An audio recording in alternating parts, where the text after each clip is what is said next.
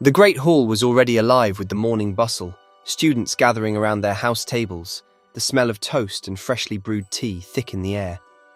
Owls swooped in from above, dropping letters into expectant hands, and the clatter of silverware filled the space like a dull hum beneath it all. But I wasn't focused on any of it. I slid onto the Slytherin bench beside Ominis, who sat with his usual poise, stirring his tea as if he hadn't a care in the world. I knew better. He always noticed things, even when he pretended not to. You're late. Merlin's sake, not you too. When you're not up to something, you're punctual. And yet here you are, slinking in after half the hall has already eaten. So, what's her name? You're insufferable. And you're predictable. Now go on. I assume this has something to do with Eveleigh? I told her how I feel about her, about us. Us? Merlin help her. She must be brilliantly reckless to put up with you. Say what you want, but we're together now. Together, as in officially. Yes, Ominis, officially. He let out a long, exaggerated sigh, setting down his teacup with far too much theatrics. I knew this was coming. Ominis took every opportunity to remind me of how reckless I was, how much trouble I tended to attract, and now, apparently, how much of it I was dragging Eveleigh into. I hope you warned her. Warned her about what? That being attached to you means following you headfirst into disaster. She's clever enough to make that decision herself. I am serious, Sebastian. She doesn't know you like I do. She doesn't see how deep this goes. You might think you can control it now, but what happens when you can't? That's not going to happen. You don't know that. His words lingered, heavier than they should have.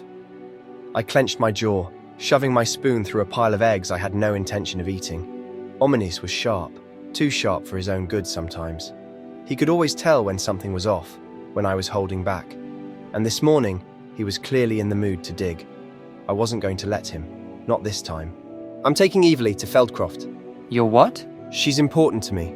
I want her to meet Anne. You've never brought anyone to meet your sister, not once. What's changed? Eveleigh is different. Different how? I knew that tone, the one that said he wasn't going to let this go. I had to make him. There was no way in hell I was telling him the truth. Not about the vision, the portraits, or the pull we both felt toward the ruins above Feldcroft. He wouldn't just try to stop us. He'd try to stop her. I had to frame this carefully. I had to make him believe this was just about Anne, about Eveleigh being part of my life, because that was part of the truth. Because she's Eveleigh. She's not just some girl, Ominis. She's the only one who's ever really understood me. If anyone should meet Anne, it's her. This still doesn't explain why now. Why this sudden urgency? Maybe because I'm tired of keeping the two most important people in my life separate. Maybe because I finally have something worth sharing. You're lying. Or at the very least, you're not telling me the full truth. I'm telling you everything you need to know. You're playing with fire, Sebastian, and this time you're dragging someone else into the flames. I knew Ominis meant well. I knew he wasn't wrong to worry. But he didn't understand. He couldn't. Because this wasn't just about me anymore. Eveleigh was already part of this.